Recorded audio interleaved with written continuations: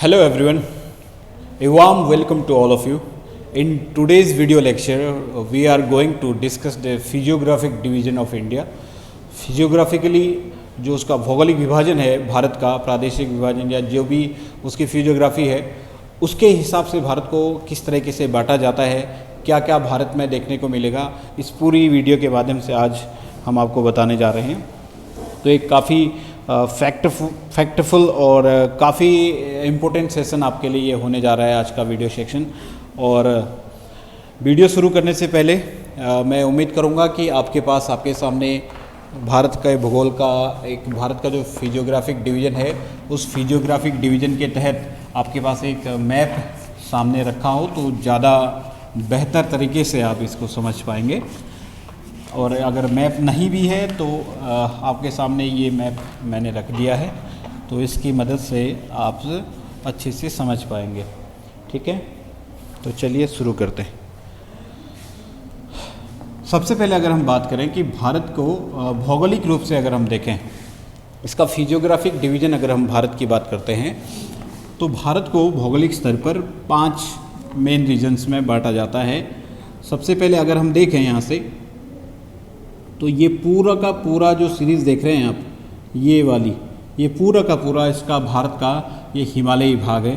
इस हिमालयी भाग के बाद भारत को इस तरीके से विशाल मैदानी स्वरूप में हम देख सकते हैं यहाँ पर तक ये पूरा। ठीक है, इधर देखें अगर हम बात करें तो यहाँ पर रेगिस्तानी भाग है। फिर नीचे अगर हम देखें तो ये पूरा का पूरा एक प्रायद्वीपीय भारत आ जाता है, सामने इसके तटीय मैदान और यहाँ पर इसके बाद अंडमान निकोबार में और लक्षद्वीप में कुछ द्वीप समूह। तो भारत का भौगोलिक विभाजन अगर हम देखें तो भारत को सबसे उत्तर में हिमालय पर्वत समूह, उसके नीचे the great plain of north, उत्तर का विशाल मैदान। तीसरा अगर देखें तो मरुस्थलीय प्रदेश। चौथी बात अगर मैं करूँ तो प्रायद्वीपीय भारत। पांचवी बात अगर मैं करूँ तो इसके तटीय मैदान। और छठी बात मैं करूँ तो ये द्वीप समूह। ठीक है, तो भारत का जो भौगोलिक विभाजन है, तो भारत का भौगोलिक विभाजन भारत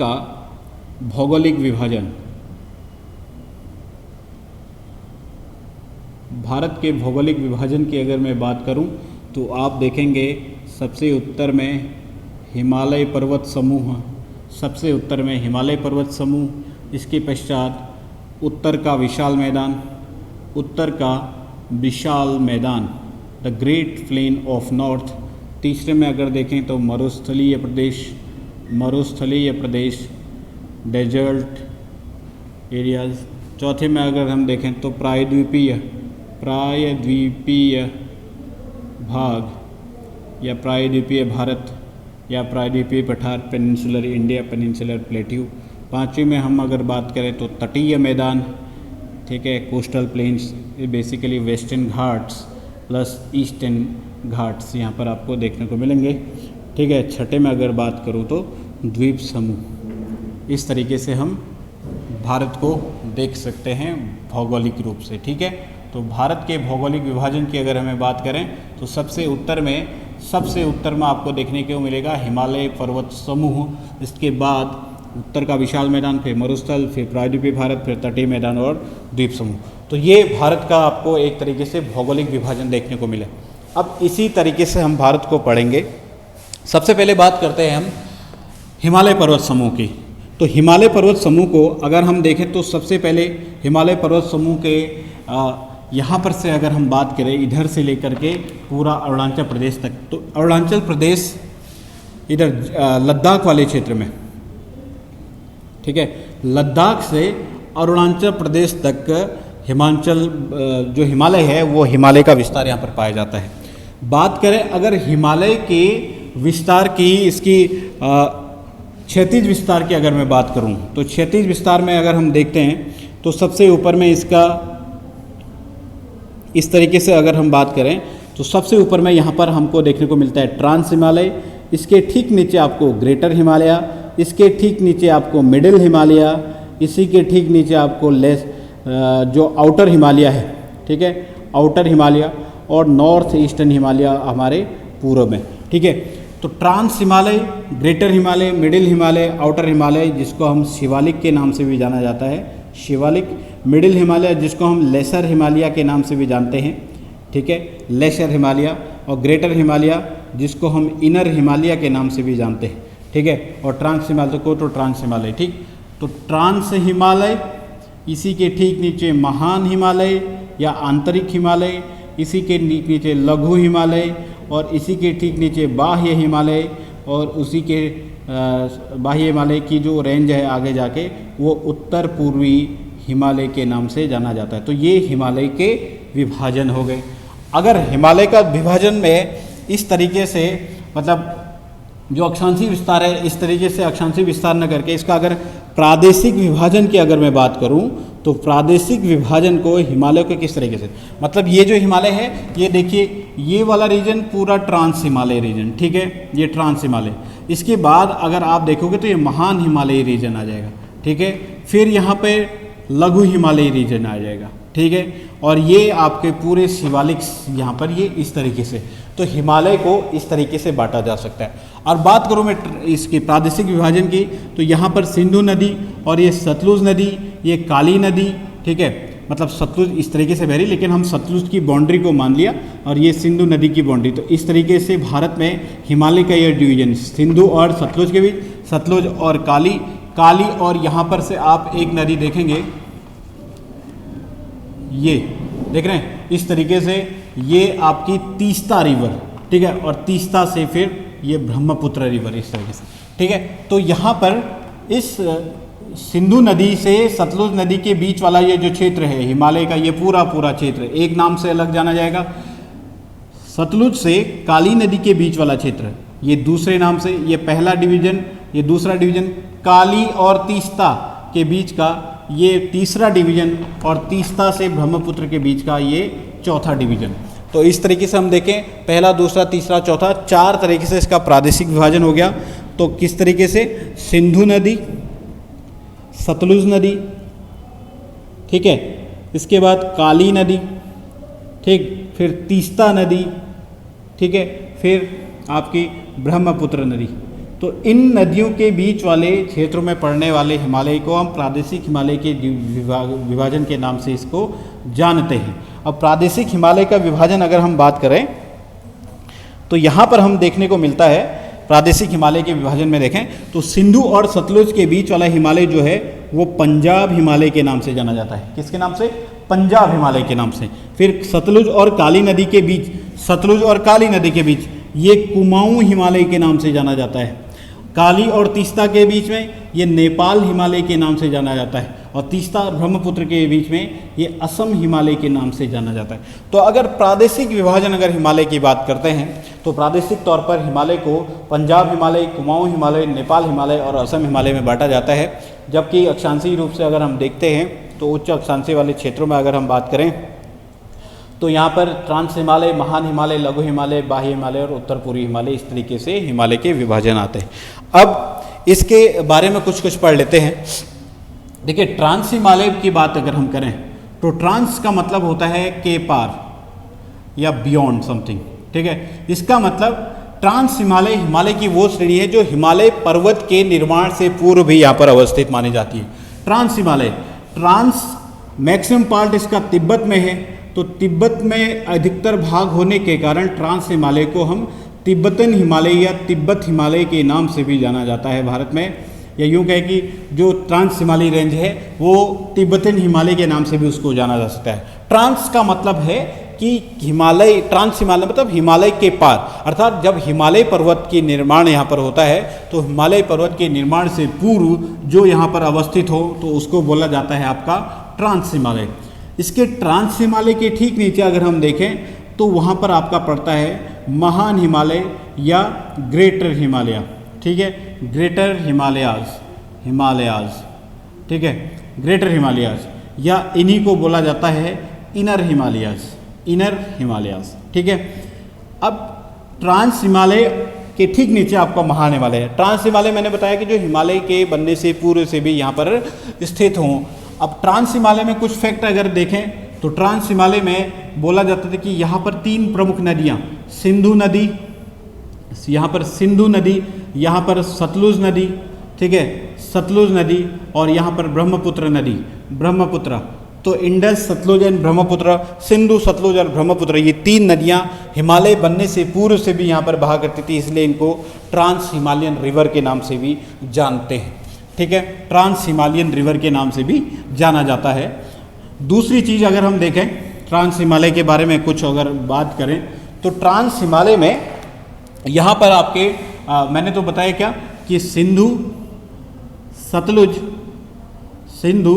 सतलुज और ब्रह्मपुत्र नदी, ब्रह्मपुत्र, ये तीन नदियाँ ट्रांस हिमालयन रिवर्स के नाम से भी जानी जाती हैं। दूसरी चीज़, जब ये नदियाँ हिमालय के बनने से पूर्व बहा करती थी, तो हिमालय बनते समय भी इन्होंने अपना जो बहाव या अपना जो मार्ग था वो मार्ग इन्होंने बदला नहीं, इसलिए यहाँ पर इन नदियों के द्वारा बड़े बड़े खाइयाँ या बड़े बड़े गॉर्ज यहाँ पर आपको देखने को मिलते हैं। इसलिए ट्रांस हिमालयन रिवर्स की बात करी जाए तो ट्रांस हिमालयन रिवर्स गॉर्ज बनाते हुए आती हैं या गॉर्जों का निर्माण करती हैं।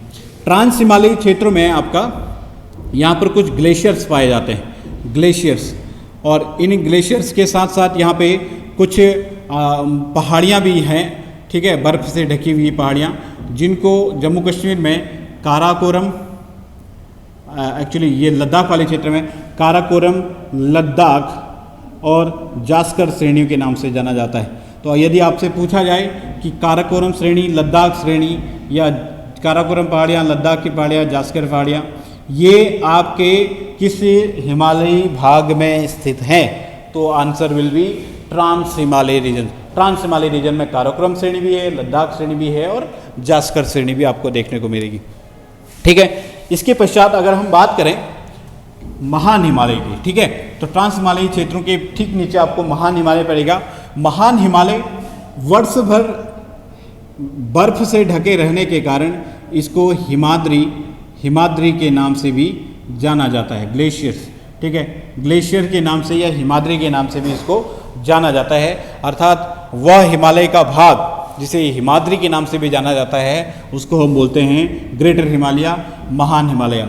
और सबसे अंतर या सबसे हिमालय में सबसे पहले अगर कोई भाग बना था तो वो बना था आपका महान हिमालय, और इसी को इसलिए इनर हिमालय के नाम से भी जाना जाता है। दुनिया की सर्वोच्च पर्वत चोटियाँ, दुनिया की सबसे ऊंची पर्वत चोटियाँ या सर्वोच्च पर्वत चोटी माउंट एवरेस्ट भी इसी महान हिमालयी क्षेत्र में नेपाल में स्थित है, जिसकी ऊंचाई 8,848.86 मीटर, लेटेस्ट इसकी ऊंचाई इतनी है। और महान हिमालय में स्थित इस पर्वत चोटी को नेपाल में सागरमाथा के नाम से भी जाना जाता है। तो ये सारे फैक्ट आपको याद रखने हैं। माउंट एवरेस्ट महान हिमालय में स्थित है और जो कि दुनिया की सबसे ऊंची चोटी है, और इसे नेपाल में इसे सागरमाथा के नाम से जाना जाता है, जिसकी ऊंचाई 8,848 मीटर है। इतना आप याद रखिएगा। फिर जैसे ही महान हिमालय आप देखते हैं तो महान हिमालय में यहाँ पर माउंट एवरेस्ट, नेपाल वाले क्षेत्र में इधर माउंट एवरेस्ट के साथ ही आपको धौलागिरी, ठीक है, धौलागिरी आपको देखने को मिलेगी, ठीक है, माउंट मकालू आपको देखने को मिलेगी, कंचनजंगा वहाँ पर आपको देखने को मिलेगी। तो ये कुछ आपके महान हिमालयी श्रेणियों की जो पर्वत चोटियाँ हैं। जैसे अगर उत्तराखंड में अगर बात करें तो यहाँ पर नंदा देवी पर्वत चोटी, यहाँ पर नंदा देवी पूर्वी पश्चिमी, ये आपको पर्वत चोटियाँ सारी की सारी इसी महान हिमालय या ग्रेटर हिमालय में देखने को मिलती है, ठीक है। तो विश्व की सबसे ऊंची पर्वत चोटियाँ लगभग इसमें देखने को मिलती हैं। अगर पर्वत चोटी से याद आया, भारत की अगर पर्वत चोटी की ऊंचाई की बात करूं, भारत की सर्वोच्च पर्वत चोटी, अगर भारत की सर्वोच्च पर्वत चोटी आपसे बोला जाए तो वो है K2 या गार्डविन ऑस्टिन, जिसका दूसरा नाम आपको सुना होगा गार्डविन ऑस्टिन। तो गार्डविन ऑस्टिन भी भारत की सर्वोच्च पर्वत चोटी में यहाँ पर K2 जो है गार्डविन ऑस्टिन है। और इसके बारे में आप याद रखिएगा कि ये ट्रांस हिमालयी क्षेत्र में पड़ती है, ट्रांस हिमालय। इससे महान हिमालय से जो ऊपर या महान हिमालय के पार वाले क्षेत्र में देखा वो K2 गार्डविन ऑस्टिन भारत की ट्रांस हिमालयी क्षेत्र में पड़ती है। लेकिन ये वर्तमान में पाक ऑक्युपाइड कश्मीर, PAK, पाक ऑक्युपाइड कश्मीर, उसमें स्थित है। तो अगर हम बात करें POK तो पीओके में है अभी K2। लेकिन अगर भारत में स्थित सर्वोच्च पर्वत चोटी की अगर हम बात करें तो भारत में स्थित सर्वोच्च पर्वत चोटी है आपकी कंचनजंगा। कंचनजंगा जिसकी ऊंचाई है 8,598 मीटर। अगर बात करें K2 की तो K2 की ऊंचाई आपको 8,611 मीटर देखने को मिलती है। तो भारत की सर्वोच्च पर्वत चोटी K2, लेकिन ये पीओके में है। अगर भारतीय क्षेत्र में सर्वोच्च पर्वत चोटी बोलूँ तो कंचनजंगा। पूरी तरीके से भारत में सर्वोच्च पर्वत चोटी अगर बात करूँगा तो 7,000 जो नंदा देवी है 7,817 मीटर। नंदा देवी भारत में ही पूर्ण रूप से भारत में स्थित सर्वोच्च पर्वत चोटी है। कंचनजंगा क्योंकि कुछ शेयर उसका नेपाल के साथ भी उसका बॉर्डर बनता है। तो भारतीय क्षेत्र में अगर पीओके के अलावा सबसे ऊंची चोटी अगर बात करें तो कंचनजंगा। पूरी तरीके से भारतीय क्षेत्र की बात करें तो नंदा देवी, और संयुक्त रूप से सर्वोच्च पर्वत चोटी भारत की बात की जाए तो वो K2 गार्डवेन ऑस्टिन जिसको बोला गया। और दुनिया की सर्वोच्च पर्वत चोटी अगर हम बात करें तो महान हिमालय में ही माउंट एवरेस्ट नेपाल में स्थित है 8,848.86 मीटर। उम्मीद करता हूँ इतना आपको समझ में आया होगा। अब बात करते हैं, हमने पढ़ लिया हमने पढ़ लिया ट्रांस हिमालय, हमने पढ़ लिया महान हिमालय और ट्रांस हिमालय। इन दोनों को पढ़ने के पश्चात अब हम बात करते हैं लघु हिमालय की। लघु हिमालय जिसको लेसर हिमालय या मिडिल हिमालय के नाम से भी जाना जाता है। मध्य हिमालय या लघु हिमालय। देखिए, मध्य हिमालय या लघु हिमालय महान हिमालय के ठीक नीचे अगर हम देखते हैं तो लघु हिमालय की यहाँ पर कई अनेक श्रेणियाँ पाई जाती हैं और इनको अलग अलग जगह पर अलग अलग नाम से भी जाना जाता है। जैसे लघु हिमालय आपका महान हिमालय के बाद तो जम्मू कश्मीर में अगर हम देखें J&K में लघु हिमालय की श्रेणियों को बोला जाता है पीर पंजाल श्रेणी। ठीक है, जम्मू कश्मीर में बोला जाता है पीर पंजाल श्रेणी।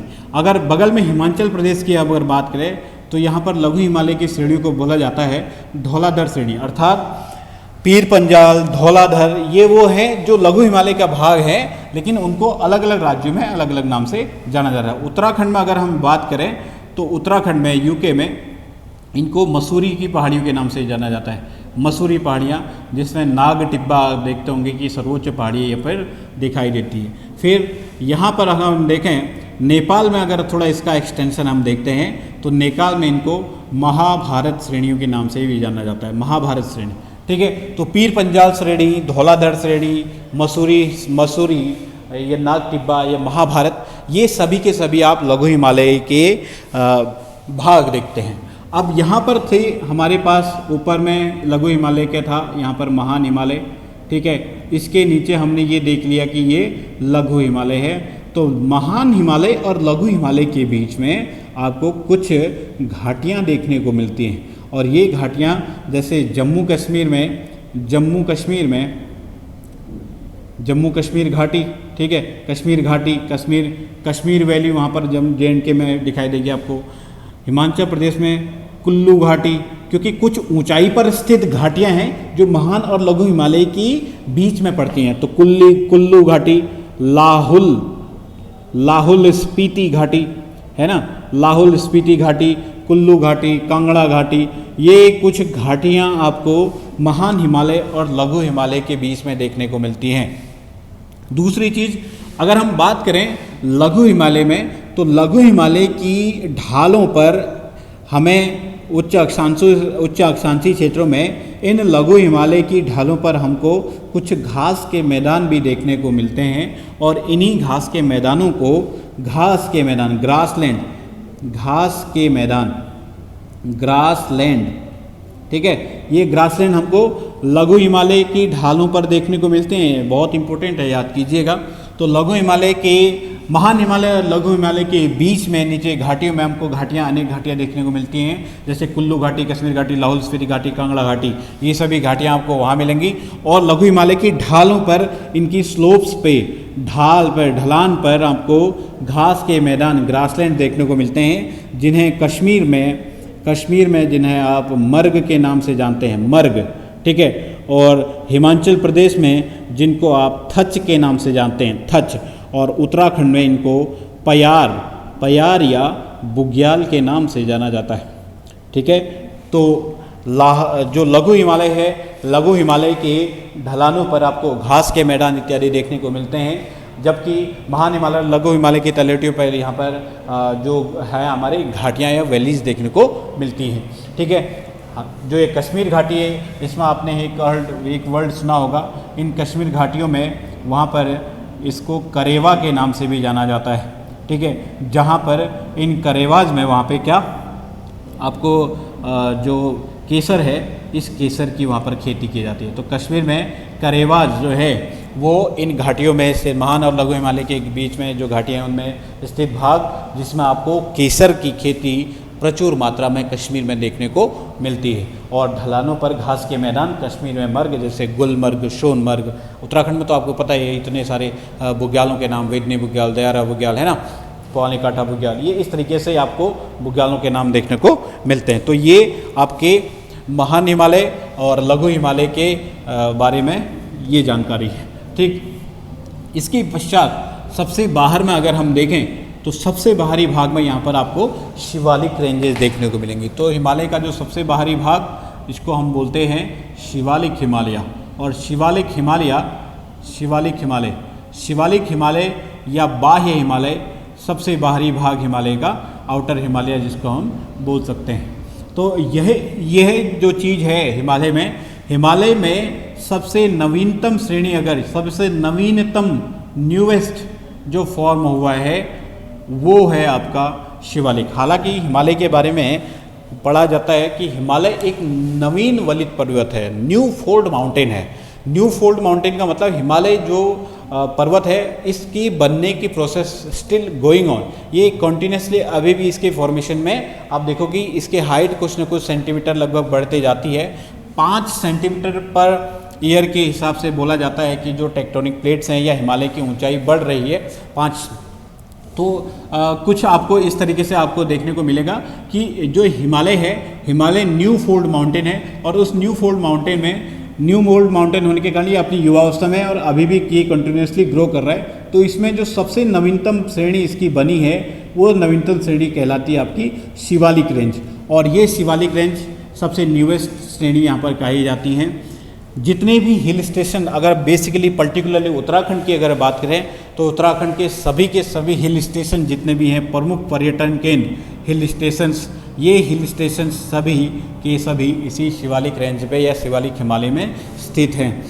अब जो इससे पहले हमने बताया था कि ये आपका ऊपर में ट्रांस हिमालय, इसी के ठीक नीचे ये महान हिमालय, ठीक है, इसी के ठीक नीचे ये कौन सा हो गए, लघु हिमालय, और इसी के ठीक नीचे ये आपके शिवालिक रेंज। इनके बीच में मैंने बोला कि यहाँ पर घाटियाँ पाई जाती हैं, और इसके ढलानों पर आपको यहाँ पर क्या मिलेंगे, बुग्याल्स मिलेंगे, बुग्याल्स। और नीचे जो ये तलहटी है दून, जो मध्य हिमालय और किसके बीच में, शिवालिक के बीच में। तो मध्य हिमालय और शिवालिक के बीच वाले क्षेत्र में यहाँ पर आप इनकी तलहटी में या शिवालिक की तलहटी या मध्य हिमालय शिवालिक के बीच की घाटियों में यहाँ पर क्या बोलेंगे, इनको यहाँ पर दून बोला जाता है। पश्चिम में इनको दून बोला जाता है, और जबकि पूर्व में इनको द्वार बोला जाता है। ठीक है, तो इस तरीके से जैसे आपने देहरादून हो गया, हरकी दून वगैरह हो गए, ये कुछ भाग हैं जो शिवालिक के नीचे तलहटी में या शिवालिक हिमालय के फुट हिल्स पे आपको देखने को मिलेंगे। तो यहाँ पर इनको पश्चिम में, वेस्टर्न पार्ट में आपको दून बोला जाता है, ईस्टर्न पार्ट्स में इनको द्वार बोला जाता है। शिवालिक हिमालय की अगर हम बात करें तो इसकी भी कई पहाड़ियाँ यहाँ पर अलग अलग नाम से अलग अलग जगह पर फैली हुई हैं, उनका अलग अलग नाम से यहाँ पर जाना जाता है। अब ये जो शिवालिक रेंज है, ये वही शिवालिक रेंज है जो नॉर्थ ईस्ट तक हमारी एक्सटेंडेड है। तो जो नॉर्थ ईस्ट हिमालय है, वो नॉर्थ ईस्ट हिमालय शिवालिक हिमालय का ही क्या है, एक एक्सटेंशन है। अर्थात यहाँ से हमारे को दूसरी जगह पर एक या दूसरा फैक्टर ये मिला, तो नॉर्थ ईस्ट हिमालय या नॉर्थ ईस्ट इंडिया में हिमालय का कौन सा भाग एक्सटेंडेड है, विस्तृत है, या हिमालय के कौन से भाग उत्तर पूर्वी भारत में हमको देखने को नहीं मिलते हैं। तो answer will be the upper या जो इनर हिमालय है और जो आपका मिडिल हिमालय है, ये वहाँ पर उतने देखने को नहीं मिलते हैं। मैक्सिमम वहाँ पर शिवालिक पहाड़ियाँ या शिवालिक रेंजेस ही देखने को मिलती हैं। जैसे अगर मैं बात करूँ तो अरुणाचल प्रदेश में हिमालय की ये जो शिवालिक पहाड़ियाँ हैं, इनको वहाँ पर दाफला, मिरी, अबोर, मिश्मी इन पहाड़ियों के नाम से वहाँ पर जाना जाता है। फिर आप देखोगे उसके बाद नागालैंड के आसपास के क्षेत्र में तो यहाँ पर एक और पहाड़ी आती है पटकाई बुम की पहाड़ी यहाँ पर आती है। फिर उसी के नीचे नागा पहाड़ी आपको देखने को मिलेगी। इसी के ठीक नीचे अगर हम बात करते हैं नागा पहाड़ी के ठीक नीचे, तो वहाँ पर आपको लुशाई पहाड़ियाँ देखने को मिलेंगी। लुशाई पहाड़ियाँ इसी के ठीक नीचे वहाँ पर आप देखो तो लेमातोल की पहाड़ियाँ वहाँ पर देखने को मिलेंगी। ठीक है, इसके बाद आपको मणिपुर हिल्स या मणिपुर की पहाड़ियाँ देखने को मिलेंगी। ठीक, फिर उसी के ठीक नीचे आप जाओगे तो मीजो हिल्स, बगल में आप जाओ तो यहाँ त्रिपुरी हिल्स। ठीक है, फिर बीच में असम में आपको मिकिर, बरेल,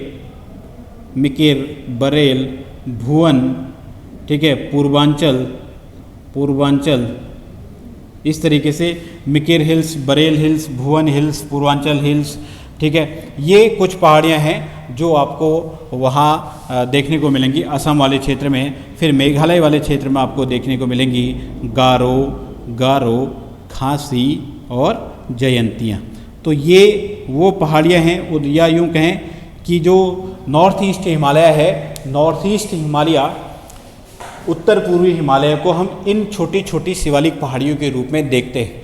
तो सबसे पहले हमने देखा ट्रांस हिमालय के पश्चात हमने देखा क्या, ग्रेटर हिमालय, ग्रेटर के बाद हमने मिडिल के बाद आउटर या शिवालिक के पश्चात हमने देख लिया कि उसी की रेंज हमारे नॉर्थ ईस्ट में इन पर्वत श्रृंखलाओं या इन पर्वत श्रेणियों के नाम से जानी जाती है। आपको क्वेश्चन आएगा कि इनकी जो ऑर्डर है वो आप उत्तर से दक्षिण या पश्चिम से पूर्व इस तरीके से व्यवस्थित कीजिए।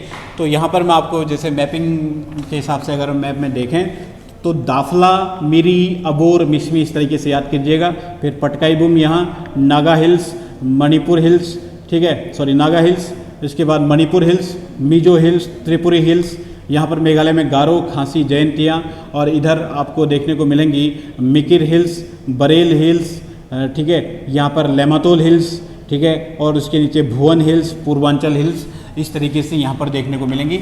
और बात करें ट्रांस हिमालयी और ग्रेटर हिमालय, लघु हिमालय की श्रेणियों की, तो उनको मैप में अगर दिखाना हो तो काराकोरम रेंज, लद्दाख, जास्कर, फिर पीर पंजाल, धौलाधर, इधर आपको नीचे शिवालिक हो गया, यहाँ पर आपको देखेंगे तो मसूरी हिल्स होगी, ठीक है, नागटिब्बा वगैरह, ये शिवालिक हिल्स, यहाँ पर कैलाश पर्वत आपका तिब्बत में। तो कुछ पहाड़ियाँ अगर आपको नोट या मैप के द्वारा बतानी हो तो काराकोरम, लद्दाख, जास्कर, पीर पंजाल, धौलाधर, शिवालिक, फिर Dafla, Miri, Abor, Mishmi, Patkaibum, Lematol hills, Lushai hills, Naga hills, Manipur hills, Mizo hills, Tripuri hills, Garo, Khasi, Jaintia, Mikir, Barail, Purvanchal, भुवन, इस तरीके से ये कुछ हिमालयी प्रमुख हिमालयी पहाड़ियाँ या प्रमुख हिमालय की पर्वत चोटियों के नाम याद रख सकते हैं।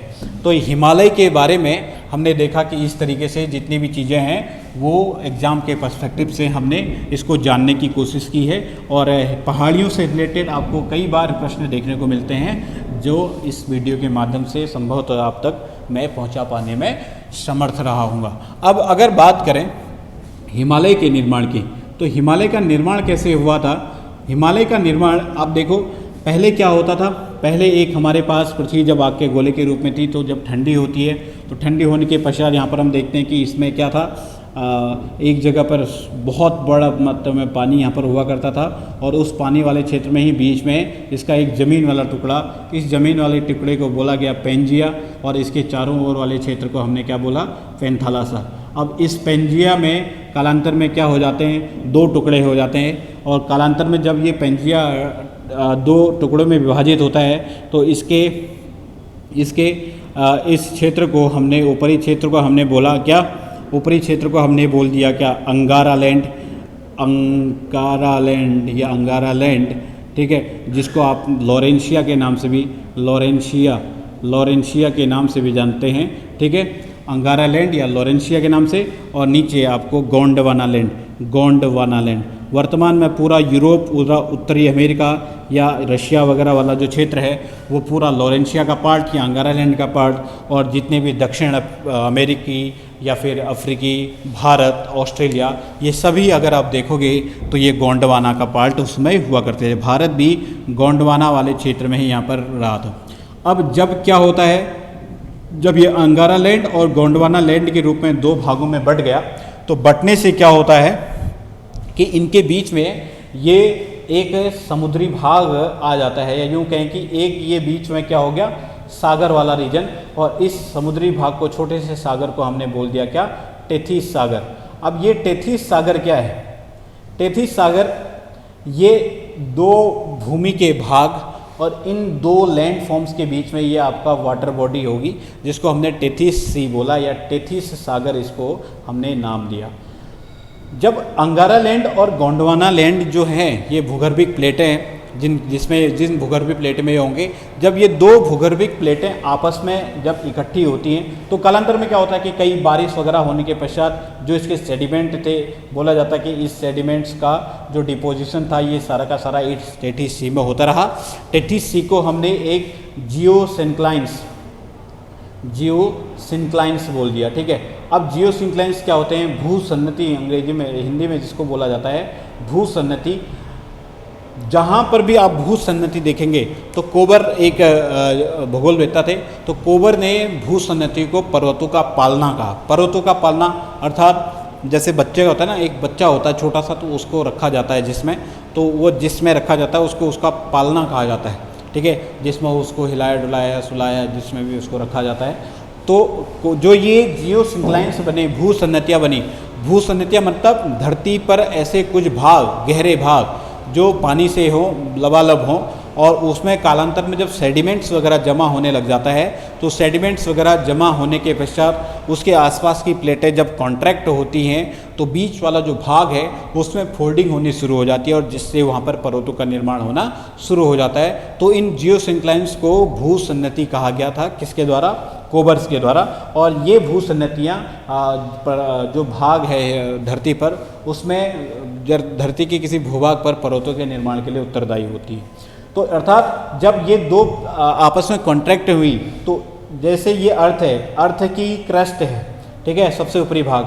अब इस अर्थ की क्रस्ट में क्या होगा, यहाँ से भी कंप्रेशन हुआ, यहाँ से भी कंप्रेशन हुआ, यहाँ से संपीड़न हो रहा है दोनों ओर से, तो ये भाग क्या होने लग जाएगा, ऊपर उठना शुरू कर देगा।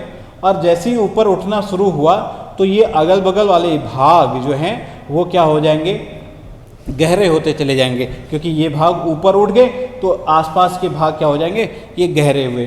अब इनको तो बोला जाता है, इन ऊपर उठे हुए भागों को तो बोला जाता है एंटेक्लाइन, क्या, एंटेक्लाइन, और इनको बोला जाता है सिंक्लाइन, ठीक है, याद रखिएगा, एंटीक्लाइन और सिंक्लाइन। एंटीक्लाइन मतलब धरती पर ऊंचे उठे हुए भाग, सिंक्लाइन धरती पर नीचे धंसे हुए भाग। तो इन्हीं सिंक्लाइंस में क्या हो गया कि जब ये पर्वत बने तो इन पर्वतों के बनने से यहाँ पर से कुछ नदियाँ जब ओरिजिनेट होती हैं, तो पर्वतों की ढाल से वो नदियाँ जब निकलती हैं तो अपने साथ साथ बड़े बड़े यहाँ पर कंकड़ पत्थर इत्यादि या सेडिमेंट्स वगैरह जमा करते हुए ले जाती हैं और जमा कर देती हैं उसको सिंक्लाइंस पे, जिसके कारण आप देखोगे कि जो पर्वतों के जो फुटेल्स हैं या तटीय भाग हैं, जो पाद वाले क्षेत्र हैं उनके, उन पर्वतों के फुटहिल्स वाले क्षेत्रों में आप हमेशा देखोगे कि वहाँ पर प्लेन्स का निर्माण होता है। जैसे भारत में कहें तो भारत में ऊपर हिमालयी पर्वत समूह के उसमें देखें अगर, तो हिमालयी पर्वत समूह के बाद हम नीचे देखते हैं उत्तर का विशाल मैदान। तो ये मैदान किसके द्वारा बनाया गया, हिमालय पर्वत से निकलने वाली जो नदियाँ हैं, इन नदियों के द्वारा पर्वतों से उतरते समय उसकी ढाल से जब ये उतरती है तो तेज बहाव के साथ आती हैं, और मार्ग में पड़ने वाले जितने भी कंकड़ पत्थर इत्यादि हैं वो कंकड़ पत्थर अपने साथ साथ ही बहा कर ले आती हैं और इन्हीं कंकड़ पत्थर से बहाकर इनके कंकड़ पत्थर के एक दूसरे टकराने से उसके द्वारा जो जलोढ़ मिट्टी वगैरह बनती है, कांप मिट्टी जिसको बोला जाता है, चीका मिट्टी वगैरह, इस प्रकार की जितनी भी चीज़ें ये लेके बहा के आगे को बढ़ती हैं तो एक समतल भाग का निर्माण करती हैं और उन्हीं समतल भागों को मैदान के नाम से जाना जाता है। तो यहाँ पर मैं बात कर रहा था कि जो पेंजिया था वो पेंजिया पहले दो टुकड़ों में टूटता है, एक गोंडवाना लैंड, एक अंगारा लैंड। फिर गोंडवाना लैंड अंगारा लैंड के बीच का ये जो 33C वाला पोर्शन है, इस 33C वाले पोर्शन में जब सेडिमेंट्स वगैरह खूब जमा हो जाते हैं और इसके पश्चात ये जब इसमें भराव की स्थिति आ जाती है तो ये दो प्लेटें आपस में उसके बाद इसको कॉन्ट्रैक्ट करती हैं और इस कॉन्ट्रैक्ट के कारण इसमें क्या हो जाता है, वलन आना शुरू कर देते हैं, फोल्डिंग आना शुरू हो जाती है, जिसके कारण ये जो समुद्री भाग था या समुद्री अवशेष जिस भाग में थे वो समुद्री अवशेष वाले भाग ऊपर उठते रहते हैं। इसलिए हम देखते हैं कि कुछ हिमालयी क्षेत्रों में आज भी समुद्री अवशेष अगर मिलते हैं तो वो इस बात का प्रमाण है कि कभी न कभी हिमालय वाला ये जो क्षेत्र होगा ये कभी न कभी क्या रहा होगा, एक कभी न कभी आपका एक सागर के रूप में रहा होगा। दूसरी चीज़, जब हिमालय जो गोंडवाना लैंड है, इस गोंडवाना लैंड से भारत की जब उत्तर की ओर उत्तरगामी जो इसका पथ था भारत का, जब वो उत्तर की ओर शिफ्ट होते रहता है तो उत्तर की ओर शिफ्ट होने के दौरान कभी मकर रेखा पर होगा, फिर भूमध्य रेखा पर होगा, आज कर्क रेखा पर है। तो ऊपर की ओर जब ये शिफ्ट हुआ तो ऊपर से जो यूरेशियन प्लेट है और नीचे भारत वाली जो प्लेट है, इंडियन प्लेट है, इंडियन ओशियन प्लेट जिसको ऑस्ट्रेलियन प्लेट जिसको बोला जाता है, दोनों की टकराव के होने के कारण इस बीच वाले भाग में क्या हो जाती है, फोल्डिंग हो जाती है और इसके कारण इस दोनों प्लेटों के बीच वाले भाग में आज हम हिमालय पर्वत देखते हैं। तो इस तरीके से ये हिमालय पर्वत की उत्पत्ति के बारे में कुछ थ्योरीज दी जाती हैं, वो आपने ध्यान में रखनी है। ठीक है, तो हिमालय की उत्पत्ति से संबंधित हमने कुछ ये जो फैक्ट थे वो आपको बताए। अब जो भारत में हिमालय पर्वत समूह है, हिमालय पर्वत समूह के ठीक नीचे हमने लिखा है आपको दूसरा भौगोलिक विभाजन, उत्तर का विशाल मैदान। और उत्तर का विशाल मैदान, ये विशाल मैदान क्यों बना, क्योंकि हिमालय से निकलने वाली जो नदियाँ थी वो नदियाँ आपस में अपने साथ इन ढलानों से उतरते हुए जितने भी कंकड़ पत्थर वगैरह लेके आती हैं तो एक जगह पर छोड़ के उसके बाद वो जब आगे बढ़ती हैं तो उससे फिर मैदानों का निर्माण होता है। भारत में अगर हम देखें तो हिमालय से निकलने वाली जो प्रमुख नदियाँ हैं उनमें आप देखते हैं कि सिंधु नदी है, गंगा नदी है और गंगा यमुना और यहाँ पर से अगर हम देखें तो ब्रह्मपुत्र नदी। तो भारत में हिमालय के ठीक नीचे जो उत्तर भारत का विशाल मैदान है या ग्रेट प्लेन ऑफ नॉर्थ इसको बोला जाता है, वो इन्हीं नदियों के द्वारा बनाए गए मैदान के द्वारा वहाँ पर बनाया गया। अर्थात पश्चिमी भाग में देखें तो यहाँ पर सिंधु नदी का, बीच में देखें तो पूरा गंगा यमुना का और पूर्वी भाग में देखें इधर तो ये पूरा सिंधु नदी वाला, ये पूरा गंगा यमुना वाला और इधर पर हम देखें तो ये पूरा ब्रह्मपुत्र का मैदान। तो ये इस तरीके से आपको उत्तर का विशाल मैदान देखने को मिलेगा। अब मैदान बन रहे हैं तो इन नदियों के द्वारा बनाए गए मैदान, तो यहाँ पर दो नदियों के बीच का भाग या मैदान या दो नदियों के बीच की उपजाऊ भूमि या क्षेत्र, इसको हम बोलते हैं दोआब्स। क्या बोलते हैं? दोआब। अब सिंधु है तो सिंधु की सहायक प्रमुख जो पंच नद हैं जिनसे मिलके पंजाब बोलते हैं, तो सिंधु, झेलम, चिनाब, रावी, ब्यास और सतलुज। ये यहाँ पर इस तरीके से हम देखते हैं, सिंधु, झेलम, चिनाब, रावी, ब्यास, सतलुज ये नदियाँ। गंगा यमुना में तो गंगा यमुना ही इसकी प्रमुख नदी होगी और ब्रह्मपुत्र भी ब्रह्मपुत्र का अपना मैदान बनाते हुए आती है असम में। तो सिंधु इसकी पंच नदों का द्वारा बनाया गया मैदान, गंगा यमुना का मैदान और ब्रह्मपुत्र का मैदान। बात यहाँ पर एग्जाम के पॉइंट ऑफ व्यू से इंपॉर्टेंट ये हो जाती है कि कभी कभी वो आपसे पूछ लेता है कि दो नदियों के बीच का जो क्षेत्र है उस दोआब अगर बोलते हैं, तो यहाँ पर सिंधु और इसकी सहायक नदियों के बीच में देख रहे हैं ये इतनी सारी नदियाँ हैं, तो आपसे पूछ सकते हैं। तो यहाँ पर आप याद रखिएगा, इसके दोआबों के मैं नाम लिखवा दे रहा हूँ, सिंधु, झेलम, ठीक है, चेनाब, रावी, ब्यास और सतलुज। ठीक है, सिंधु और झेलम के बीच के दोआब को बोला जाता है सिंधु सागर दोआब। झेलम और चेनाब नदी के बीच झो और चौ, तो चाझ दोआब।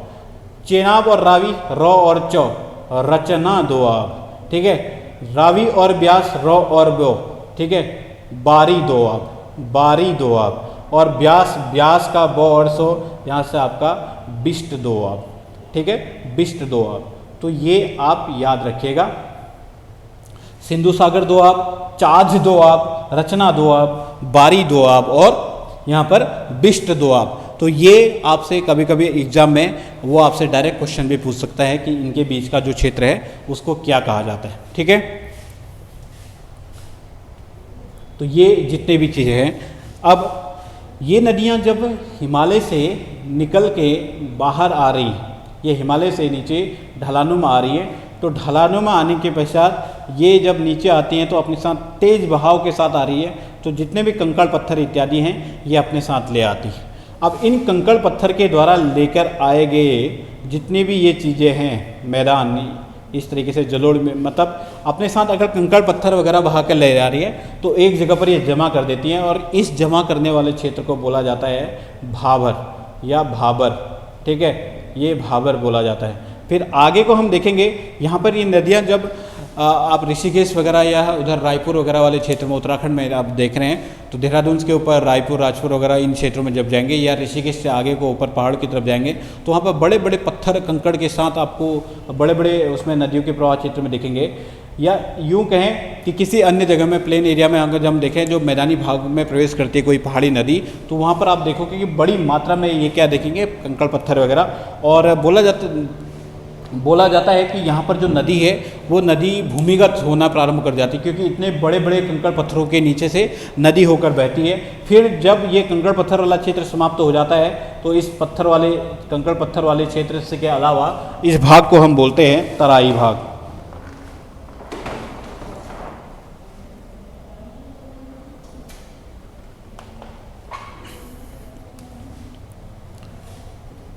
ठीक है, तो तराई वाला क्षेत्र। अब इस तराई वाले क्षेत्र में हम देखते हैं कि नदी जब जैसी मैदानी भागों में प्रवेश करती है, तो इस बार जैसे बरसात में नदी में बारिश हुई तो अपने साथ बहुत सारा कचड़ा, गाद वगैरह लेके आई, और वो मैक्सिमम कचड़ा वगैरह वाला जो क्षेत्र है वो इस जगह में उसने रख दिया। तो यहाँ पर आपको बहुत सारा कचड़ा, कीचड़ वगैरह नदी के उसमें जल में दिखेगा, जो कि आपको तराई वाले क्षेत्र में आपको दिखेगा कि वहाँ पर खूब सारी वनस्पति वेजिटेशंस भी मिलेंगी। इससे जब आगे को बढ़ेंगे आप तो वहाँ पर अब नदी जो है अपने साथ कोई फिक्स एक महीन गाद आगे लेके जाती है, और उस महीन गाद को ही बोला जाता है जलोढ़ मिट्टी। और किनारों पर आपको वो हर बार आपको परिवर्तित होती हुई दिखाई देगी, लेकिन जैसे नदी से उधर दूर वाले क्षेत्र में देखोगे तो वहाँ पर कभी जब बाढ़ आ जाए तभी ये गाद पहुँच पाएगा, अदरवाइज नहीं पहुँच पाएगा। तो नदी के द्वारा जो तटबंधों पर या किनारों पर जहाँ पर आपको बार बार हर साल ये गाद आकर मिलेगा, महीन मिट्टी जहाँ पर मिलेगी, इसको बोली जाती है आपका खादर। और जो दूरस्थ वाले जो दूसरे हैं वो बोले जाएंगे बांगर। तो बांगर क्या है, जब नदी हिमालय से निकल रही है तो अपने साथ वो अवसाद बहाकर ले आ रही, तो कंकड़ पत्थर कीचड़ वगैरह जितने भी चीज़ें बहा कर ले आएगी, तो उस प्रकार से बनी हुई जो मिट्टी होगी उसको हम बोलते हैं जलोढ़ मिट्टी। तो ये जलोढ़ मिट्टी का जो क्षेत्र है, जलोढ़ मिट्टी के क्षेत्र भाबर, तराई, खादर और बांगर। बांगर क्या है, ये वो है जो पुरानी जलोढ़ मिट्टी रही होगी, पुरानी जलोढ़ मिट्टी। और खादर क्या है, नई जलोढ़ मिट्टी वाला क्षेत्र है, नई जलोढ़ मिट्टी। ठीक है, जलोढ़ मिट्टी मतलब एलुवियल सॉइल जिसको आप बोलते हैं, वो एलुवियल सॉइल ये है। तो हिमालय से कोई नदी निकली और वो मैदानी भागों में प्रवेश की, तो मैदानी भागों में प्रवेश करती सबसे पहले अपने साथ वो बड़े बड़े जो कंकड़ पत्थर लेके आ रही है वो वहाँ पर एक जगह छोड़ेगी। उससे आगे थोड़ा अपने साथ जो कीचड़ वगैरह वाला, गाद वगैरह जितने भी लेके आ रही है वो डिपॉजिट करेगी। तो कंकड़ पत्थर वाला क्षेत्र भाबर, फिर तराई, फिर खादर, और इधर जो नदी से मतलब दूरस्थ क्षेत्र होंगे वो आपके बांगर वाले क्षेत्र में। तो खादर वाले क्षेत्र में आप देखोगे कि हर बार जो वहाँ पर नई जलोढ़ मिट्टी आती रहती है, इसके लिए इसको नई जलोढ़ मिट्टी वाला क्षेत्र बोला जाएगा। और उसके अलावा ये जो बांगर वाला क्षेत्र है वो पुरानी जलोढ़ मिट्टी। एक चीज़ दूसरी आपके लिए इम्पोर्टेंट है कि इन क्षेत्रों में आप एक कांप मिट्टी भी देखोगे। कांप मिट्टी है क्या, वो मिट्टी जिसमें खूब सारा कीचड़ है। तो कीचड़ और कछारी मिट्टी जिसको हम बोलते हैं, कि इस कछारी मिट्टी को बोला जाता है कांप मिट्टी। दूसरा एक चीका मिट्टी, यहाँ पर आप सुनोगे चीका मिट्टी। तो चीका मिट्टी वो मिट्टी होती है जिस मिट्टी में जल ग्रहण करने की क्षमता बहुत ज़्यादा होती है। ठीक है, अब यहाँ पर ये जो नदी के तटबंध या नदी के आसपास वाले क्षेत्र हैं, इन नदी के तटबंध या नदी के आसपास वाले क्षेत्रों में ऑब्वियसली वही मिट्टी ज़्यादातर हमको देखने को मिलती है जो पानी हमेशा उसके आसपास वाले क्षेत्रों में, रीजन में पानी है ना, तो पानी को ग्रहण करने की एबिलिटी इस मिट्टी की ज़्यादा होगी। तो यहाँ पर इन क्षेत्रों में चीका मिट्टी भी आपको पाई जाएगी। तो चीका मिट्टी, कांप मिट्टी, तराई, भाबर, खादर, बांगर, ये सारे के सारे टर्म्स आपको इस उत्तर के विशाल मैदान से रिलेटेड देखने को मिलेंगे। ठीक है, अभी हम इसमें ज़्यादा डिटेल में मिट्टियों के बारे में नहीं पढ़ रहे, मिट्टियों वाला जो चैप्टर होगा उसको हम अलग से उसमें कवर करेंगे। अभी हम जस्ट देख रहे हैं कि जो इंडिया का फिजियोग्राफिक डिवीजन है उसमें उत्तर का विशाल मैदान से हमारा क्या अभिप्राय है। तो उत्तर के विशाल मैदान में हमने देख लिया कि सिंधु, गंगा और ब्रह्मपुत्र नदियों के द्वारा बनाए गए मैदान, सिंधु और उसकी सहायक नदियों के द्वारा बनाए गए मैदान, उनके बीच के दोआब्स, गंगा और यमुना के बीच का मैदान गंगा यमुना का दोआब कहलाता है। गंगा को पश्चिमी यूपी में हम रुहेलखंड के नाम से उस क्षेत्र को जानते हैं, बीच में मध्य गंगा का मैदान, और इधर पूरा बिहार और पूरा का पूरा बंगाल वाला क्षेत्र जो होगा उसको पूरी गंगा के मैदान के नाम से जानते हैं। और उत्तर पूर्वी भारत में अगर हम देखें तो वहाँ पर केवल ब्रह्मपुत्र में, असम जो ब्रह्मपुत्र का मैदान है मेजॉरिटी ऑफ दैट कि असम में वो पड़ता है, तो इसलिए उसको असम का मैदान भी बोला जाता है। तो हमने उत्तर के विशाल मैदान को इस तरीके से पढ़ा। फिर तीसरा हिमालय हो गया, गंगा यमुना का मैदान हो गया या उत्तर भारत का विशाल मैदान। तीसरे हम देखते हैं मरुस्थलीय प्रदेश। मरुस्थलीय प्रदेश, भारत के मरुस्थलीय प्रदेश। मरुस्थलीय प्रदेश आपको देखने को मिलेंगे ज़्यादातर गुजरात, राजस्थान वाले क्षेत्र में, और कुछ प्रदेश आपको लद्दाख वाले क्षेत्र में आपको देखने को मिलेंगे, लेह वाला जो रीजन है। ठीक है, मरुस्थल किसको कहते हैं? 25, किसी बुक में आपको 25 सेंटीमीटर दिखाई देगा, किसी में आपको 50। तो 50 सेंटीमीटर से कम वार्षिक वर्षा वाले क्षेत्र, ठीक है, जहाँ पर वार्षिक वर्षा है वो वार्षिक वर्षा जब 50 सेंटीमीटर से कम हो तो ऐसे क्षेत्रों को आपको बोला जाता है मरुस्थल। और इन मरुस्थलीय क्षेत्रों में चूँकि वर्षा कम होती है तो वर्षा कम होने के कारण यहाँ पर उस प्रकार की कोई विशेष प्रकार की वनस्पतियाँ नहीं पाई जाती हैं। जो वनस्पति मरुस्थलों में होती है उस वनस्पति को बोला जाता है कैक्टस। ठीक है, कैक्टस या मरुस्थलीय झाड़ियाँ, मरुस्थलीय वनस्पति के नाम से इसको जाना जाता है। कैक्टस हो गया, नागफनी होगी, ठीक है, अकेसिया हो गया, ये कुछ प्रमुख है मरुस्थलीय प्रदेशों के आपके क्या हैं, अकेसिया। ठीक है, ये कुछ प्रमुख मरुस्थलीय प्रदेशों की आपकी वनस्पति है जो गुजरात, राजस्थान के कुछ क्षेत्रों में वहाँ पर पाई जाती है।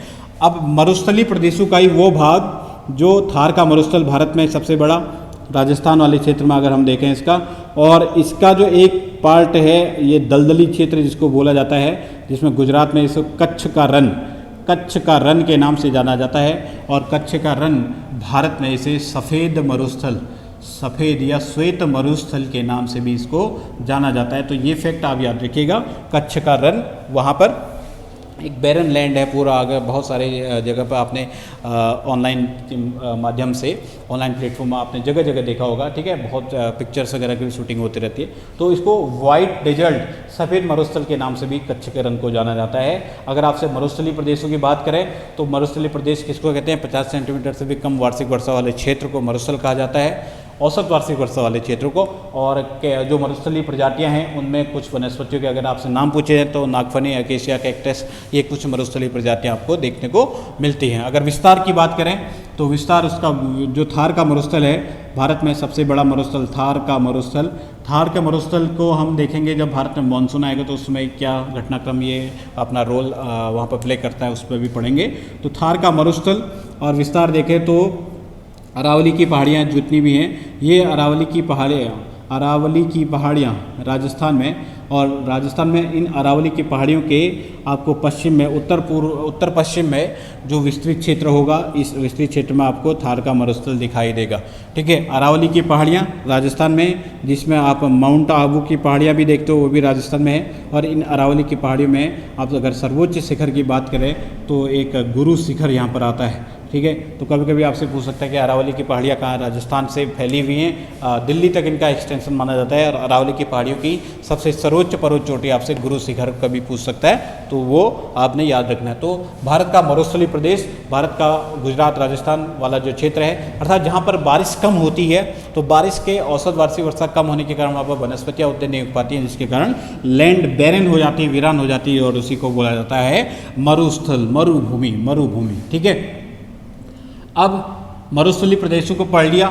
इसके पश्चात अगर हम बात करें नीचे, तो प्रायद्वीपीय भारत, ठीक। सबसे पहले ऊपर में हमने हिमालय पर्वत, फिर उत्तर का विशाल मैदान, मरुस्थलीय प्रदेश और प्रायद्वीपीय भारत। प्रायद्वीपीय भारत जो है, प्रायद्वीपीय भारत को बोला जाता है पठारों का पठार, ठीक है। इसलिए इसको प्रायद्वीपीय पठार भी कहीं पर आप लिखोगे, पठारों का पठार इसको सबसे नाम से जाना जाता है, पठारों का पठार। पठार क्या होते हैं? देखिए, पर्वत, फिर इसके बाद यहाँ पर कुछ पठार और नीचे मैदान। ये मैदान है, ये पठार और ये पर्वत। अर्थात पर्वतों से नीचे और मैदानों से उठे हुए भाग क्या कहलाते हैं? पठार कहलाते हैं। जिनका जो शिखर है, ऊपरी भाग है, वो उबड़ खाबड़ रहता है, जबकि पहाड़ों का ऊपरी भाग नुकीला और मैदानों के जो सरफेस है वो आपकी प्लेन या समतल दिखेगी। तो मैदानों से ऊंचे और पर्वतों से नीचे भाग, ठीक है, मैदानों और पर्वतों के बीच का जो लैंडस्केप है वो पठार प्लेट्यू के नाम से जाना जाता है। दुनिया में अगर हम देखें तो सबसे ज़्यादा कोई चीज़ है तो 46% के अराउंड मैदान पाए जाते हैं दुनिया में। इसके पश्चात 33% के अराउंड आपको पठार मिलेंगे, और सबसे कम अगर आपको मिलते हैं तो पर्वत, 26% के आसपास पर्वत हैं, 34% के आसपास आपके पास वर्ल्ड में प्लेट्यूज पाए जाते हैं, और मैदान 46% के अराउंड आपके मैदान पाए जाते हैं। कभी कभी आपसे पूछ सकता है कि निम्नलिखित में से कौन सी जो भौगोलिक आकृतियाँ हैं, भौगोलिक स्थलाकृतियाँ हैं, उन भौगोलिक स्थलाकृतियों का पूरे ग्लोब में सबसे ज़्यादा प्रतिशत पाया जाता है? तो सबसे पहले मैदान सबसे ज़्यादा, फिर उसके पश्चात पठार, और सबसे कम आपके पर्वत धरती से उठे हुए लगभग 600 मीटर मिनिमम ऊंचाई वाले भूभाग, जिनका सिरा क्या हो, नुकीला हो, और ढालें क्या हो, एकदम तीव्र हो, उनको पर्वत बोला जाता है। जिनकी ढालें तो हो, लेकिन जो नुकीला सिरा है उसकी जगह पर अगर सिरा उबड़ खाबड़ हो, और धरती से लगभग 300 मीटर ऊंचे, 250-300 मीटर ऊंचे भूभाग, ये आपको पठार कहलाते हैं। और लगभग 50 मीटर ऊंचे भूभाग जिनका ऊपरी सतह एकदम से क्या हो, ढाल नगण्य हो, और ऊपरी सिरा लगभग प्लेन हो, उसको मैदान। तो ये मैदान, पठार और पर्वत की डेफिनेशन आपको इस तरीके से बता सकते हैं। तो जो प्रायद्वीपीय भारत है, प्रायद्वीपीय भारत का जो रीजन है उसको हम प्रायद्वीपीय पठार भी बोलते हैं। तो पठार तो किसको बोलते हैं, समझ में आ गया। प्रायद्वीप किसको बोलते हैं? प्रायद्वीप 3 ओर से जल से घिरा हुआ भूभाग। हमने पिछले इंट्रोडक्टरी वीडियो में भी देखा था कि 3 ओर से जल से घिरा हुआ कोई लैंड का पोर्शन है, उसको हम क्या बोलते हैं? प्रायद्वीप या पेनिनसुला। अब ये पेनिनसुला भारत में अनेक छोटे छोटे पठारों से मिलके ये प्रायद्वीपीय भारत का पठार मिलके बना हुआ है। अगर हम बात करें मालवा का पठार, ठीक है, मालवा का पठार, या यूँ कहें कि जो अरावली रेंज है गुजरात राजस्थान में, अरावली पर्वत श्रेणियाँ यहाँ पर, और इन अरावली पर्वत श्रेणियों से इधर आपको छत्तीसगढ़ झारखंड में राजमहल की पहाड़ियाँ देखने को मिलेंगी, ठीक है, बिहार झारखंड के और छोटा नागपुर के पठार के आसपास। तो राजमहल की पहाड़ियाँ, ठीक है, अरावली पहाड़ी से लगभग राजमहल की पहाड़ियाँ, और नीचे आपका पूरा कार्डमम हिल्स, केरला में कार्डमम हिल्स, कार्डमम की पहाड़ियाँ। तो ये पूरा का पूरा जो रीजन है इंडिया में, ये आपका माना जाता है कि ये प्रायद्वीपीय भारत का पठार के नाम से इसको हम देख सकते हैं। तो इसमें अनेक पठार इसमें हम देखने को, छोटे छोटे पठार हम देखने को मिलते हैं। जैसे राजस्थान वाले क्षेत्र में इधर पे मेवाड़ का पठार, ठीक है, यहाँ पर बुंदेलखंड का पठार, फिर मालवा का पठार, ठीक है, नीचे महाराष्ट्र वाले क्षेत्र में दक्कन ट्रैप आ जाएगा, दक्कन का पठार, कर्नाटक का पठार, आंध्र का पठार, है ना। फिर यहाँ पर अगर आप आओ जो छोटा नागपुर का पठार, जिसमें हजारीबाग का पठार हो जाएगा, रांची का पठार हो जाएगा, है ना। और सीधे यहाँ पर आ गए तो इधर आपके पास ये आंध्र प्रदेश वाला पठारी भाग। तो बहुत सारे पठारों से मिलकर, छोटे छोटे पठारों से मिलकर ये पूरा का पूरा हमारे पास एक रीजन पड़ता है, जिसको हम प्रायद्वीपीय पठार के नाम से जानते हैं। प्रायद्वीपीय पठार बोला जाता है कि जब भारत का दक्षिण से उत्तर की ओर जब विस्थापन हो रहा था, तो विस्थापन के होने के दौरान यहाँ पर कई वर्ष पूर्व, कई करोड़ों वर्ष पूर्व यहाँ पर एक ज्वालामुखी विस्फोट होता है, और ज्वालामुखी विस्फोट, ज्वालामुखी का प्रस्फुटन होता है तो महाराष्ट्र के आसपास वाले क्षेत्रों में हम देखते हैं इसको दक्कन ट्रैप जिसको बोला जाता है। ट्रैप का मतलब होता है कि जब किसी ज्वालामुखी के लगातार उद्भेदन होने से, एक बार ज्वालामुखी का उद्भेदन हुआ, फिर उसमें एक लेयर जम गई, फिर दूसरी बार उद्भेदन हुआ, तब तक उस लेयर में कोई घास फूस थे, वो भी फिर दूसरी बार लावा के परत के बहाव से वो घास फूस फिर उसी के नीचे दम गई। तो इस तरीके से कुछ प्रोसेस, जब कुछ कई बार ये प्रोसेस होते रहते थे, उससे बना हुआ ऐसा भूभाग उसको हम ट्रैप बोलते हैं। तो वहाँ पर ये जो ट्रैप वाला जो रीजन है, इस ट्रैप वाले महाराष्ट्र वाले रीजन में इसको दक्कन ट्रैप इसलिए बोलते हैं क्योंकि बोला जाता है कि यहाँ पर से ज्वालामुखी का उद्भेदन हुआ होगा और ये लावा क्या होते रहा, इस तरीके से फैलते रहा। अब चूंकि भूगर्भ से लावा जब आता है तो अपने साथ साथ कई सारे भूगर्भिक चीज़ों को, खनिजों को, इत्यादियों को लेकर आता है। इसलिए जो प्रायद्वीपीय भारत का पठार है, उस प्रायद्वीपीय भारत के पठारों को खनिज संपन्न भी माना जाता है। आपको हजारीबाग के पठार झारखंड के आसपास वहाँ पर देखने को मिलेगा, बहुत सारे कोयले की खाने या अनेक संसाधन, वहाँ पर खनिज संसाधन, बॉक्साइट की खाने वहाँ पर उड़ीसा के आसपास वाले क्षेत्रों में देखने को मिलेगी। नीचे कर्नाटका वाले क्षेत्रों में आप देखो तो वहाँ पर आपको सोने की खाने, हीरे की खाने इत्यादि चीज़ें देखने को मिलेंगी। अर्थात खनिज संसाधनों की दृष्टि से अगर हम देखें तो प्रायद्वीपीय भारत का पठार क्या है, काफ़ी धनदान, समृद्ध या रिच माना जाता है। ठीक है, तो ये सारी के सारी चीज़ें हम प्रायद्वीपीय भारत के पठार के अंतर्गत हम पढ़ सकते हैं, या प्रायद्वीपीय भारत के पठार में हम ये सारी चीज़ें देखने को हमको मिलती हैं।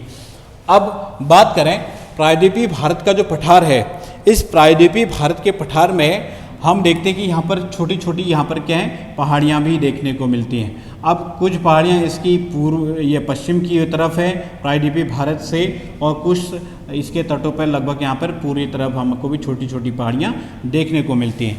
तो इन पहाड़ियों के अलग अलग नाम यहाँ पर देखने को मिलते हैं। जैसे अगर मैं बात करूँ तो आंध्र प्रदेश वाले क्षेत्र में यहाँ पर आपको मिलेंगे वेलिकोंडा, वेलिकोंडा, पालकोंडा, पालकोंडा, नगारी, जेवादी, जेवादी, शेवराय, सेवराय, पंचमलाई, पंचमलाई, सिरुमलाई, सिरुमलाई, पालनी हिल्स, पालनी हिल्स। तो ये कुछ पहाड़ियाँ हैं जो आपकी इन प्रायद्वीपीय पठारों के जो एक्सट्रीम पोर्शन है, जिनको हम भारत में उसके बाद पूर्वी घाट और पश्चिमी घाट के नाम से जानते हैं, वहाँ पर ये देखने को मिलती हैं। अर्थात प्रायद्वीपीय भारत के पठार के बाद अगर हम अगला जो चीज़ पढ़ रहे हैं वो भारत के तटीय मैदान, भारत के तटीय मैदान, और तटीय मैदान, तटीय मैदान, तो तटीय मैदान किसके पश्चात, जैसे मैंने ये बोला था कि मैदान कैसे बने थे उत्तर के विशाल मैदान, ये हिमालय के फुटहिल्स पे। तो यहाँ पर ये तटीय मैदान भी इनके किसके, पश्चिमी घाट और पूर्वी घाट के फुटहिल्स पे। ऑब्वियसली तो कुछ पहाड़ियाँ होंगी और उन पहाड़ियों के यहाँ पर ऊंचे उठे हुए होने के कारण उनके जो फुटहिल्स पे कुछ मैदानी पोर्शन या बीचेज या मैदान यहाँ पर हमको देखने को मिलते हैं। तो यहाँ पर ये पश्चिमी घाट और ये पूर्वी घाट की पहाड़ियाँ, तो आपसे कभी कभी एग्जाम में डायरेक्ट क्वेश्चन भी वो देख सकता है कि इनको उत्तर से दक्षिण का क्रम में व्यवस्थित कीजिए। और यहाँ पर अगर आपको देगा तो पश्चिमी घाट की पहाड़ियों को तो पूरे का पूरा इस रेंज को सह्याद्री रेंज बोला जाता है। ठीक है, और दक्षिण भारत की अगर मैं बात करूँ तो यहाँ पर विंध्याचल पर्वत, विंध्याचल पर्वत से ऊपर को उत्तरी भारत, विंध्याचल पर्वत से नीचे दक्षिणी भारत, इसके नीचे है आपका सतपुड़ा, सतपुड़ा रेंज। ठीक है, सतपुड़ा रेंज जो है अलग अलग राज्यों में, जैसे मध्य प्रदेश, झारखंड, छत्तीसगढ़ में जाती है, तो यहाँ पर कहीं पर इसे महादेव रेंज के नाम से जाना जाता है, कहीं पर इसको मैकाल रेंज के नाम से जाना जाता है।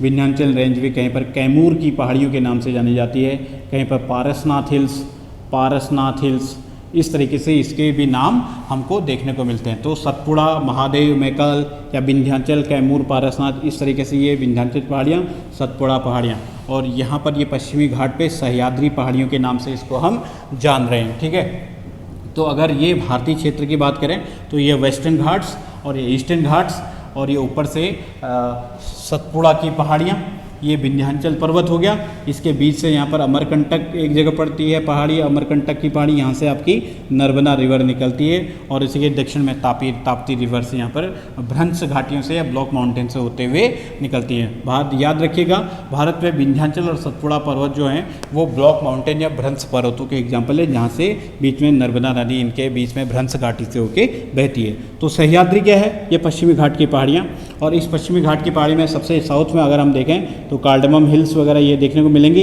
इसके ऊपर में आप देखोगे तो अन्नामलाई, ठीक है, ऊपर में देखोगे तो नीलगिरी हिल्स, और नीलगिरी वो स्थान है जहाँ पर पश्चिमी घाट और पूर्वी घाट की पहाड़ियाँ आकर के मिल जाती हैं। तो नीलगिरी के ऊपर में थोड़ा सा आओगे तो मेलागिरी नाम की पहाड़ी मिलेगी, और कर्नाटक में फिर आपको बाबा बुदान की पहाड़ियाँ देखने को मिलेंगी।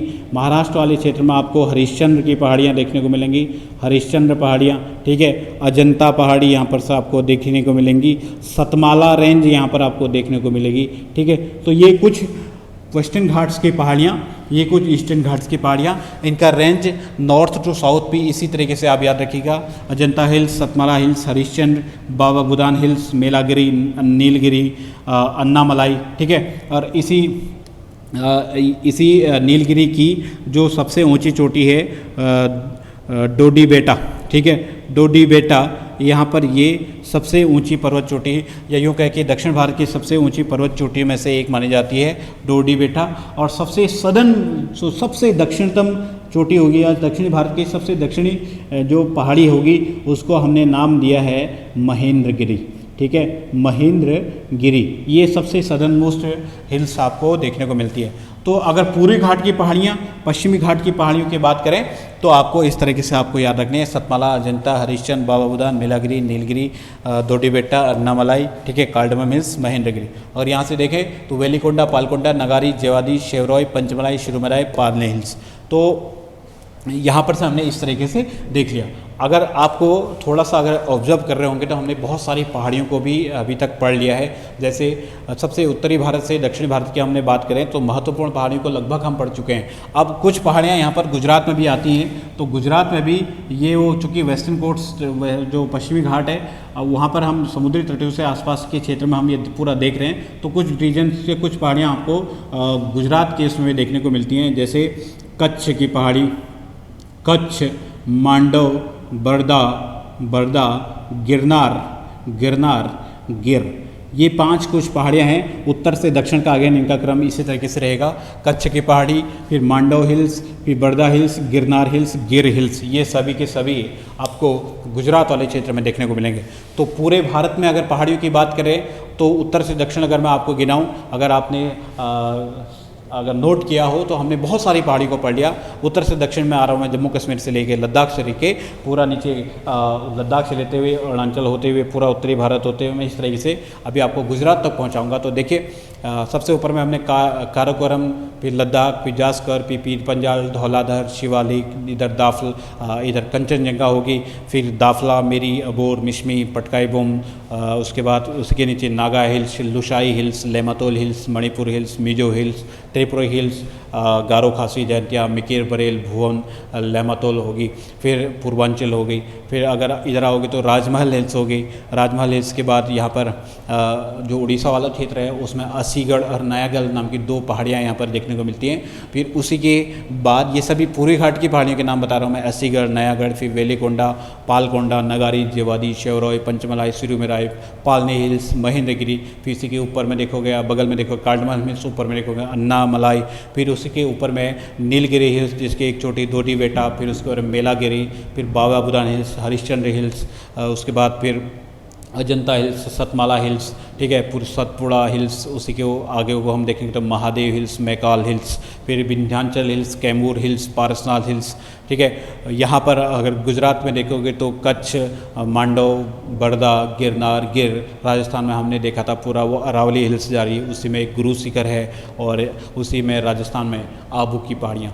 तो कुछ 40-50 पहाड़ियाँ हमने आपको ये गिनाई, इनको एक जगह नोट करके लिखिएगा। किसी न किसी एग्जाम में ये आपसे ज़रूर किसी न किसी तरह से पूछी जाती, चाहे वो उत्तर से दक्षिण का क्रम हो, चाहे वो पूर्व से पश्चिम का क्रम हो, चाहे गुजरात के हो, चाहे पश्चिमी घाट के हो, चाहे पूर्वी घाट के हो, ये भारत में इस तरीके से इम्पोर्टेंट पहाड़ी आपको देखने को मिलेंगे। तो पूर्वी घाट और पश्चिमी घाट, अब याद रखिएगा जो पश्चिमी घाट है हमारा, वो पश्चिमी घाट हमारी इसमें देखने को मिलती हैं आपको सतत पहाड़ियाँ देखने को मिलती हैं, जबकि पूर्वी घाट में हमको इस तरीके से सतत पहाड़ियाँ देखने को नहीं मिलती। अर्थात जो पश्चिमी घाट है ये हमारा ऊंचा भी है और कंटिन्यूस है अपेक्षाकृत किसके, पूर्वी घाट के। दूसरा जो पश्चिमी घाट है, पश्चिमी घाट पे यहाँ पर पहाड़ियाँ ऊंची हैं, तो पहाड़ियों के बीच में हमको कुछ दर्रे मिलते हैं, जैसे थाल घाट, भोल घाट, पाल घाट, चनकोटा गैप, ये कुछ दर्रे आपको पश्चिमी घाट में देखने को मिलेंगे।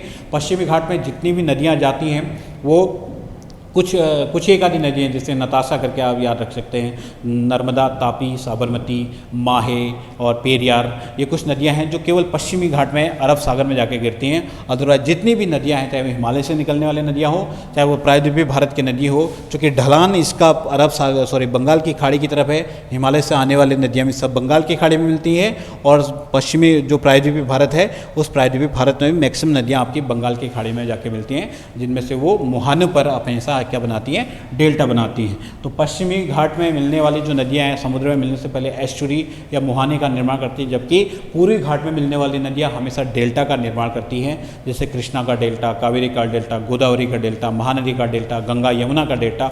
इस तरीके से सब आप देखोगे बंगाल की खाड़ी में पूर्वी तरफ मिलने वाली जितनी नदियाँ हैं वो डेल्टा का निर्माण करती है। ठीक है, तो हमने तटीय मैदान या इस तरीके से हमने देखा यहाँ पे। अब कुछ द्वीप समूह के बारे में हम देखते हैं। जो आखिरी फिजियोग्राफिक डिवीजन होगा भारत का वो द्वीप समूह के रूप में होगा, द्वीप समूह के रूप में। और द्वीप समूह को, भारत के द्वीप समूह को दो भागों में बांटते हैं, एक तो लक्षद्वीप में, एक तो लक्षद्वीप समूह, और एक आपका आ जाएगा अंडमान निकोबार द्वीप समूह, अंडमान निकोबार द्वीप समूह। ठीक है, अंडमान निकोबार द्वीप समूह जो बंगाल की खाड़ी, बे ऑफ बंगाल की खाड़ी में स्थित द्वीप समूह, और यहाँ पर अरेबियन सी में स्थित द्वीप समूह। ठीक है, अरेबियन सी में स्थित द्वीप समूह, इस तरीके से भारत के ये पश्चिम तरफ और ये पूर्व तरफ, ये लक्षद्वीप वगैरह ये अरेबियन सी में है। अंडमान निकोबार मेजर जो द्वीप है ये बे ऑफ बंगाल में। तो बे ऑफ बंगाल में माने जाते हैं लगभग 204 द्वीप समूह, और यहाँ पर 43 द्वीप समूह, इनमें से जो बोला जाता है कि 36 अकेले लक्षद्वीप में, और यहाँ पर बे ऑफ बंगाल में 204, और इनमें से सबसे मेजॉरिटी वाला जो द्वीप समूह है ये है आपका अंडमान और निकोबार, और यहाँ पर हम देखें तो ये लक्षद्वीप हो गया। ठीक है, अब लक्षद्वीप में भी 36 द्वीप अकेले लक्षद्वीप में है। यहाँ पर हम देखते हैं मिनिकॉय द्वीप है, मिनिकॉय द्वीप। ठीक है, और नीचे आपका यहाँ पर मालदीव पड़ता है, एक अलग से देश। ठीक है, मालदीव।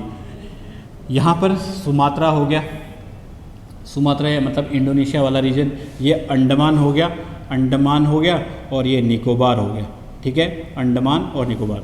अंडमान निकोबार बे ऑफ बंगाल में पड़ता है, और बे ऑफ बंगाल मैंने बोला कि लगभग 204 द्वीप है, और लक्षद्वीप में लगभग 43 द्वीप है, जिनमें से 36 केवल लक्षद्वीप समूह में से लक्षद्वीप में स्थित है। अब यहाँ पर अगर हम देखें तो बे ऑफ बंगाल में जो अंडमान निकोबार है, इस अंडमान निकोबार को भी हम अंडमान और निकोबार के दो बड़े उसमें बांटते हैं। ठीक है, अंडमान द्वीप समूह और निकोबार द्वीप समूह। ठीक है, इस अंडमान में यहाँ पर आपका एक नारकोंडम द्वीप है, जो भारत का सुषुप्त या प्रसुप्त ज्वालामुखी बोला जाता है, डोरमेंट वोल्केनो है।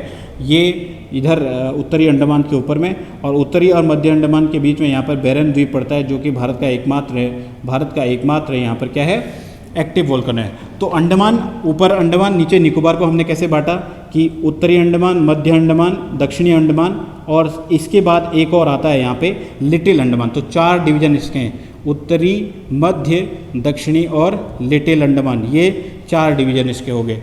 फिर यहाँ पर अगर हम बात करें तो ये दक्षिण में यहाँ पर इसको बोलते हैं कार निकोबार, इसको लिटिल निकोबार, इसको ग्रेट निकोबार। ठीक है, या मध्य निकोबार, मिडिल निकोबार, इसको लिटिल निकोबार। तो कार, लिटिल और ग्रेट, तो 3 भाग इसके, किसके 3 भाग हमने देख लिए निकोबार द्वीप समूह के, 4 भाग हमने देख लिए अंडमान के। ठीक है, अंडमान निकोबार के 4 भाग।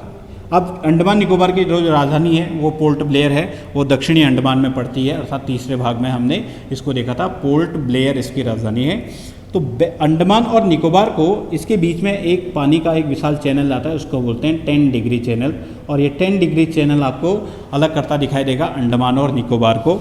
यहाँ पर मालदीव और मिनिकॉय, मिनिकॉय भारत का, मालदीव अलग देश, तो मिनिकॉय और मालदीव को अलग करता है आपका 8 डिग्री चैनल।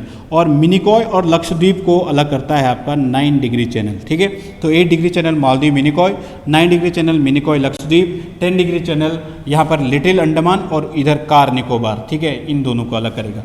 अब ऊपर में अगर देखें तो भारत के अंडमान निकोबार वाले क्षेत्र में अगर देखो तो ये भारत का इस तरीके से ये वाला जो क्षेत्र है, तो यहाँ पर आप म्यांमार की सीमा देखोगे तो म्यांमार की सीमा में तो उत्तरी अंडमान और म्यांमार के बीच में यहाँ पर एक कोको द्वीप पड़ता है, तो कोको चैनल के यहाँ पर से इसको बोला जाता है कोको चैनल। और कोको चैनल आपने याद रखना है कि किसको अलग करता है, म्यांमार और भारत की जो अंडमान वाली सीमा है इसको।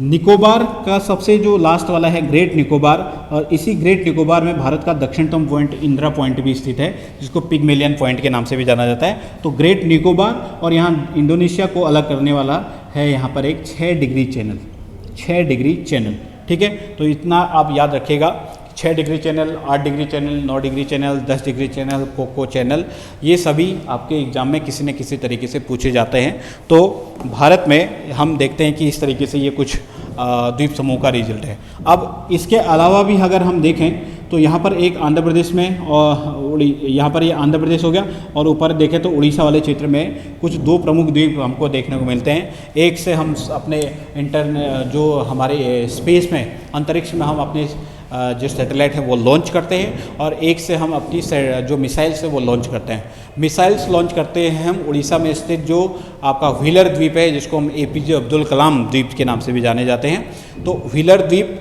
या इसको APJ अब्दुल कलाम द्वीप उड़ीसा में, यहाँ से हम मिसाइल लॉन्च करते हैं, क्योंकि अब्दुल कलाम मिसाइल मैन के नाम से भी जानते हैं, तो उससे भी आप याद रख सकते हैं। व्हीलर द्वीप उड़ीसा में, जिसको हम APJ अब्दुल कलाम द्वीप के नाम से भी जानते हैं, यहाँ से हम मिसाइल्स वगैरह लॉन्च करते हैं। जबकि श्रीहरिकोटा आंध्र प्रदेश के तट पर पड़ता है, और श्रीहरिकोटा आंध्र प्रदेश में, व्हीलर द्वीप आपको उड़ीसा में पड़ेगा।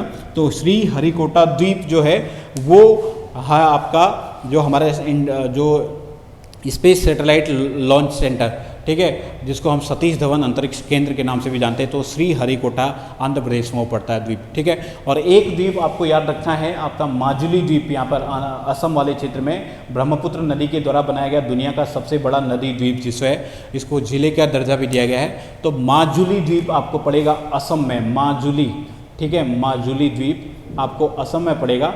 और असम में माजुली द्वीप विश्व का सबसे बड़ा नदी के द्वारा बनाया गया एक आइलैंड है, द्वीप है, और इस तरीके से याद रख सकते हैं, ठीक है।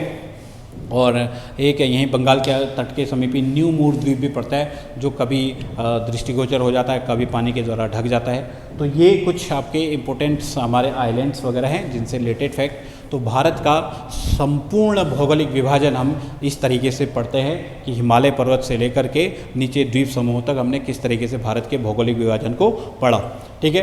तो वीडियो ज़्यादा लंबा हो रहा है, तो इसको यहीं पर हम इसको यहीं पर कंक्लूड करते हैं। और अगला जो चैप्टर होगा उसमें हम पढ़ेंगे ड्रेनेज सिस्टम ऑफ इंडिया। संपूर्ण भारत की नदियों को हम एक ही वीडियो के माध्यम से उसमें हम कवर करने का कोशिश करेंगे। तो तब तक पढ़ते रहिए और एंजॉय करते रहिए सेशन को, ठीक है। Thank you.